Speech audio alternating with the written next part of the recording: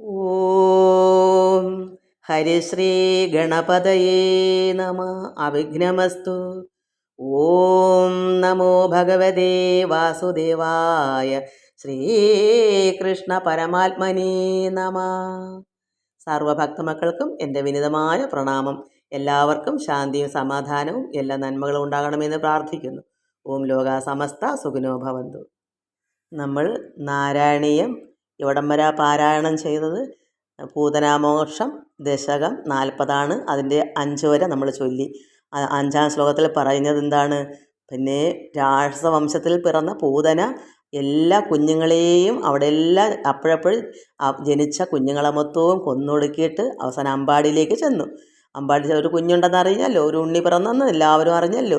അപ്പോൾ അവിടെ ചെന്ന് അവൾക്കുള്ള ക്രൂര സ്വഭാവവും കാപട്യവും മായയും ഒന്നും ആരും തിരിച്ചറിഞ്ഞില്ല. ഒരു മോഹിനിയുടെ രൂപത്തിലാണ് ചെന്ന് കുഞ്ഞിനെ എടുത്ത് മടിയിലൊക്കെ അങ്ങ് വെച്ചു. വളരെ ലാളിച്ച്, കാരണം എല്ലാവർക്കും ഇതാരാ ഇവള് ഇത്രയും സുന്ദരി എന്നെല്ലാം ഇവിടെ സംശയിച്ച് ജനങ്ങൾ നിന്നിട്ട് ഒരു പിടിയും കിട്ടാത്തതുകൊണ്ട് സാധാരണ കുഞ്ഞുങ്ങളെ എല്ലാവരും വന്ന് എടുക്കുകയും മടി വെക്കുകയൊക്കെ ചെയ്യുന്നതുകൊണ്ട് പരിഭ്രമിച്ചൊക്കെ ഇങ്ങനെ നിന്ന് എല്ലാവരും ആരെന്നൊന്നും ഇവൾ ആരാ എന്നൊക്കെ ചിന്തിച്ചതല്ലാതെ അപ്പോൾ അത് ചിന്തിക്കുന്നതിന് മുമ്പ് തന്നെ വന്നങ്ങ് എടുത്തു, പെട്ടെന്ന് തന്നെ കുഞ്ഞിനെ അങ്ങ് എടുത്തു. അതാണ് നമ്മൾ കഴിഞ്ഞ ശ്ലോകത്തിൽ വായിച്ച. നമുക്ക് അടുത്ത ശ്ലോകം വായിക്കാം. 6-ാം ശ്ലോകം തൊട്ട് വായിക്കാം. ശ്ലോകം 6. ലളിതഭാവവിലാസഹൃദാത്മഭിർ യുവതിഭി പ്രതിരോധും അപാരിത സ്തനമസൗ ഭവനാന്ത നിഷേദുഷി പ്രദദുഷി ഭവതേ കപടാത്മനി. ലളിതഭാവവിലാസഹൃദാത്മഭിർ യുവതിഭി പ്രതിരോധും അപാരിത സ്തനമസൗ ഭവനാന്ത നിഷേദുഷി പ്രദദുഷി ഭവതേ കപടാത്മനേ. ലളിതഭാവവിലാസഹൃദാത്മഭിർ യുവതിഭി പ്രതിരോധും അപാരിത സ്തനം അസൗ ഭവനാന്ത നിഷേദുഷി പ്രദദുഷി ഭവതേ കപടാത്മനി. കുഞ്ഞിനെ എടുത്ത് മടിയിൽ വെച്ചിട്ട് പൂതന തൻ്റെ മായാനിർമ്മിതമായ ഭാവങ്ങൾ കൊണ്ട്, കാരണം അവൾ എല്ലാവരെയും മോഹിപ്പിക്കുന്ന രീതിയിൽ, ആർക്കും അവളെ മായ കൊണ്ട് വേറൊന്നും തോന്നത്തില്ല. ആ സമയം അവളെയൊക്കെ തന്നെ കണ്ടുകൊണ്ടിരുന്നു പോവും. അതാണ് പറയുന്നത് മായാനിർമ്മിതമായ അവൾക്കുള്ള ഓരോ ഭാവങ്ങൾ കൊണ്ട് സ്ത്രീ ജനങ്ങളെയും എല്ലാവരെയും അവൾ വശീകൃതകളാക്കി.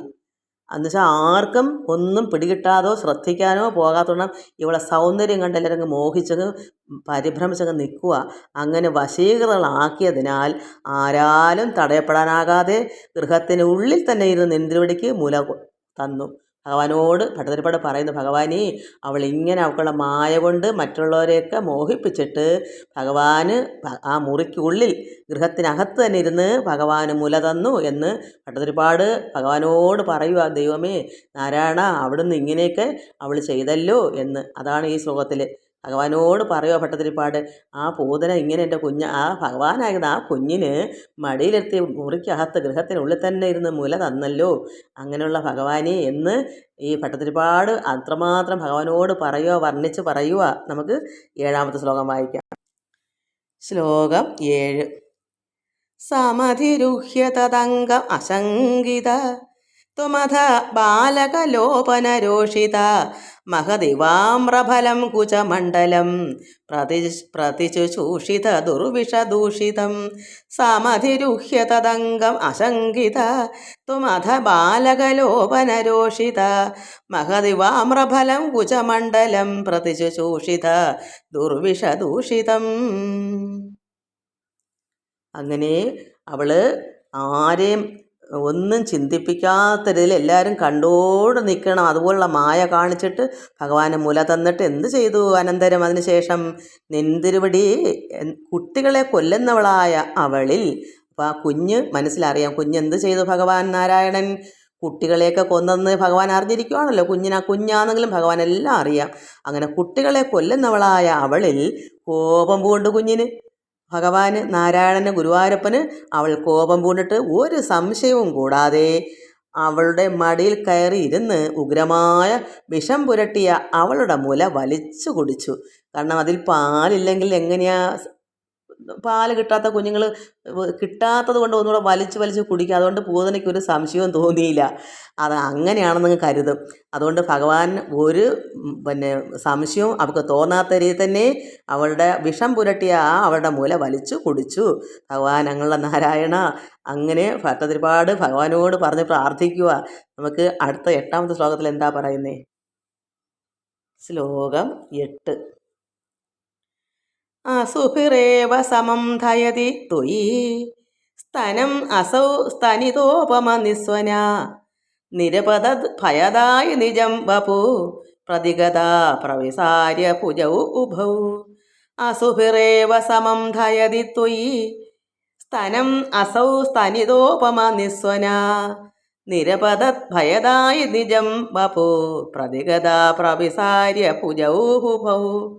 അസുഭിരേവ സമം ധയതി ത്വയി സ്തനം അസൗ സ്തനിതോപമാ നിസ്വന നിരപതദ് ഭയദായി നിജം വപു പ്രതിഗത പ്രവിസാര്യ ഭുജൗ ഉഭൗ. അങ്ങനെ ഭഗവാൻ എന്ത് വലിച്ചങ്ങ് കുടിച്ചിട്ട് ഭഗവാന് മുല കുടിച്ച് തുടങ്ങിയപ്പോൾ, അതായത് വലിച്ചു കുടിച്ചുകൊണ്ടിരുന്നപ്പോൾ ഇങ്ങനെ ഭഗവാൻ ആ കുഞ്ഞ് മുല കുടിച്ച് തുടങ്ങിയപ്പോൾ അമ്മയുടെ മുലയിൽ നിന്ന് കിട്ടുന്നത് പോലെ, സാധാരണ ഒരു അമ്മയുടെ ഉള്ളിൽ നിന്ന് പാല് കിട്ടുന്നത് പോലെ കിട്ടത്തില്ല. എന്താ, ഇതിൽ പാലില്ലാത്തതുകൊണ്ട്. പക്ഷേ അങ്ങനെ ഇങ്ങനെ വലിച്ചു കുടിച്ച് തുടങ്ങിയപ്പോൾ അമ്മയുടെ മുലയിൽ നിന്നും കിട്ടുന്നത് പോലെ പാൽ കിട്ടാത്തതിനാൽ അവളുടെ പ്രാണനെ കൂടി വലിച്ചു കുടിച്ചു. ഭഗവാൻ അറിയാം, പക്ഷേ അവൾക്ക് സംശയം തട്ടാതിരിക്കാൻ, കാരണം പാലില്ലെങ്കിൽ പിന്നെ എന്താ ചെയ്യുക? വിശപ്പുള്ള കുഞ്ഞുങ്ങൾ പിടിച്ച് വലിച്ച് പിന്നും വലിച്ച് കുടിക്കും. അപ്പോൾ പൂതൻ എന്ത് വന്നു? അലറി വിളിച്ചുകൊണ്ട് തൻ്റെ സ്വന്തം രൂപം ധരിച്ച് അലറി വിളിച്ച് അവളെ ജീവനെ കൂടെ കുടിക്കുന്ന ആയപ്പോൾ അവൾ അലറി വിളിച്ച് അവളെ യഥാർത്ഥ രൂപമായി. ആ മോഹിനി വേഷവും സുന്ദര രൂപവും എല്ലാം അങ്ങ് പോയി. അലറി വിളിച്ചുകൊണ്ട് തൻ്റെ സ്വന്തം രൂപം, അവൾ എങ്ങനെ സാധാരണ അവളുടെ രൂപം, ആ രൂപം ധരിച്ച് രാക്ഷസ രൂപിണിയായി 2 കൈകളും നിവർത്തി നിലത്ത് വീണു. അങ്ങനെ അവളുടെ ജീവൻ അത്രമാത്രം ഭഗവാൻ വലിച്ചെടുത്തു. അവൾ മലർന്ന് അവൾ അലറി വിളിച്ചും കൊണ്ട് അവിടെ നിലത്ത് വീണു. 9ാമത്തെ ശ്ലോകം വായിക്കാം. ശ്ലോകം 9.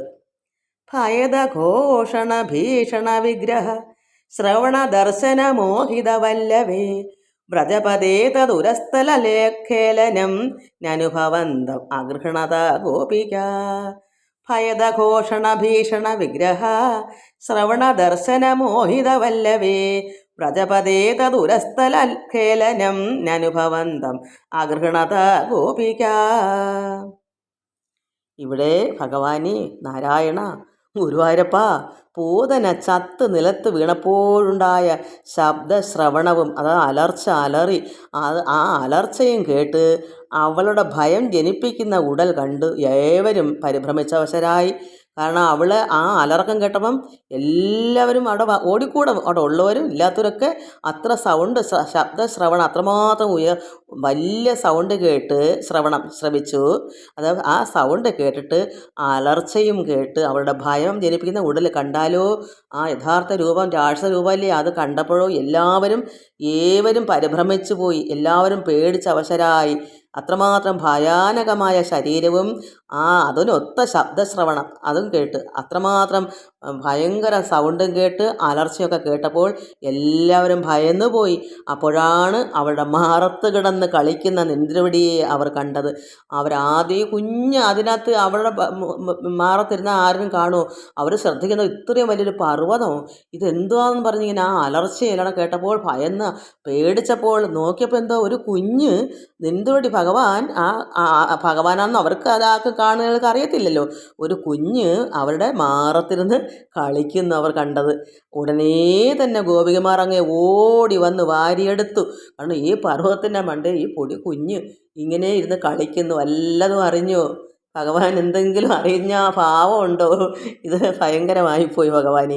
ഇങ്ങനെ ഗുരുവായൂരപ്പ എന്ന് പറഞ്ഞ് ഈ ഭട്ടതിരിപ്പാട് ഭഗവാനോട് ഇങ്ങനെ പറഞ്ഞ് അദ്ദേഹം സന്തോഷമായിട്ട് അശ്രുക്കളൊക്കെ വീഴ്ത്തി ഭഗവാനോടിങ്ങനെ അഭയം പറയുക ഈ ഭട്ടതിരിപ്പാട്. എന്ത് ആനന്ദമായിട്ടാണ് പറയുന്നത്. ഒരു കുഞ്ഞ് ഇത്രയും പർവ്വതമായ ഒരു രാക്ഷസ രൂപയുടെ നെഞ്ചത്ത് കയറുന്ന ഇങ്ങനെ കളിക്കുന്ന കണ്ടപ്പോൾ ഭഗവാൻ എന്താ പറയാനുള്ള ഈശ്വര. അങ്ങനെ നമുക്ക് അടുത്ത ശ്ലോകം വായിക്കാം. ശ്ലോകം 10. ഭുവനമംഗളനാമഭിർയേവതേ യുവതിഭിർബഹൂധ കൃതരക്ഷണ ത്വം ഐവാതനികേതനനാഥ മാം അഗതയൻ ഗുരുതാവക സേവകം ഭുവനമംഗളനാമഭിർയേവതേ യുവതിഭിർബഹുധ കൃതരക്ഷണ ത്വം ഐവാതനികേതനനാഥ മാം അഗതയൻ ഗുരുതാവക സേവകം. ഭഗവാനെ, അങ്ങനെയുള്ള സമസ്ത ലോകങ്ങൾക്കും, അതായത് ഗുരുവായൂരപ്പ, അങ്ങ് സമസ്ത ലോകങ്ങൾക്കും മംഗളസ്വരൂപനായിരിക്കുന്ന അല്ലയോ ഗുരുവായൂരപ്പ, നിന്തിരുവടിയുടെ തിരുനാമങ്ങളെ കൊണ്ട് തന്നെ ഗോവാംഗനമാരാൽ പല വിധത്തിൽ, കാരണം ഈ കുഞ്ഞിങ്ങനെ ഇരുന്ന് അവിടെ മാറത്തിരുന്നിങ്ങനെ കളിക്കുന്നത് കണ്ടപ്പോൾ എല്ലാവരും ശിവശിവ നാരായണ എന്നെല്ലാം ആർത്ത് വിളിക്കും. ഭഗവാന് അത്ഭുതമല്ലേ, ഇത്രയും ഒരു രാക്ഷസ രൂപത്തിൽ ഭഗവാനിങ്ങനെ കളിക്കുമ്പോൾ എല്ലാവരും കുഞ്ഞിനെ അറിഞ്ഞിട്ടല്ല വിളിക്കുന്നത്. ഭഗവാൻ യഥാർത്ഥം നമ്മൾ എന്ത് ചെയ്യും? ദൈവമേ ഇതെന്തുവാ നാരായണ എന്ന് വിളിക്കും. അറിയാതെ തന്നെ ഈ കുഞ്ഞിൻ്റെ പേരാ വിളിക്കുന്നത് അവർക്കറിയത്തില്ല, ഗോപാംഗനമാർക്ക് അറിയത്തില്ല. പക്ഷേ അവരിങ്ങനെ മംഗളസ്വരൂപനായിരിക്കും, ലോകങ്ങൾക്ക് മൊത്തവും മംഗളസ്വരൂപനായിരിക്കുന്ന അല്ലയോ ഗുരുവായൂരപ്പ, നിന്തിരുടെ തിരുനാമങ്ങളെ കൊണ്ട് അവിടെ ആരൊക്കെ ഉണ്ടോ അവർ മൊത്തവും നാരായണ ഭഗവാനേ എന്നിങ്ങനെ വിളിച്ച് അങ്ങനെ തന്നെ ഗോപാംഗനമാരാൽ പല വിധത്തിൽ ഇങ്ങനെ വിളിച്ചുകൊണ്ടിരിക്കുക. അങ്ങനെ രക്ഷപ്പെട്ട് പല വിധത്തിൽ ഈ കുഞ്ഞിന് അപകടങ്ങൾ വരുന്നു. അങ്ങനെയെല്ലാം രക്ഷപ്പെട്ടു പല സമയങ്ങളിലും. എന്താ കാരണം? എല്ലാവരും അപ്പോഴപ്പോഴെല്ലാം അറിയാതെ തന്നെ ദൈവമേ നാരായണ എന്ന് ഓരോ അപകടം വരുമ്പോഴും ഈ ഗോപികമാരെല്ലാം ഇങ്ങനെ വിളിക്കും, ഗോപാംഗനമാർ. അങ്ങനെ രക്ഷപ്പെട്ടവനായ ഭഗവാനെ, അങ്ങ് എന്നെ ആരോഗ്യവാനാക്കി അങ്ങയുടെ തൃപ്പാദ ദാസനാക്കി തീർക്കണമേ. അപ്പോൾ ഇത്രയും ഉള്ള ലോകമംഗളമായിരിക്കുന്ന ഭഗവാനെ നാരായണ, ആ കുഞ്ഞിങ്ങനെ ആയിരുന്നു ഭഗവാൻ നാരായണനാണ്. അന്ന് ഗോപാംഗനമാരെല്ലാം പ്രാർത്ഥിച്ചു. അങ്ങനെയുള്ള ഭഗവാൻ എന്നെ ആരോഗ്യവാനാക്കണം, എൻ്റെ രോഗത്തിൽ നിന്നെല്ലാം എന്നെ മുക്തനാക്കിയിട്ട് എന്ത് ചെയ്യണം? എന്നെ അങ്ങയുടെ തൃപ്പാദ ദാസനാക്കി തീർക്കണമേ, അങ്ങയുടെ പാദസേവ ചെയ്യാൻ എന്നെ അങ്ങയുടെ ദാസനാക്കി തീർക്കണമേ എന്ന് ഇവിടെ ഭട്ടതിരിപ്പാട് ഇങ്ങനെയാ പ്രാർത്ഥിക്കുന്നത്. നമുക്കും ഓരോരുത്തർക്കും ഇങ്ങനെ പ്രാർത്ഥിക്കണം. ഇത് തന്നെ വായിച്ച് പ്രാർത്ഥിച്ചാൽ മതി. എല്ലാവർക്കും നമസ്കാരം. സർവത്ര ഗോവിന്ദ നാമ സങ്കീർത്തനം. ഗോവിന്ദ ഗോവിന്ദ.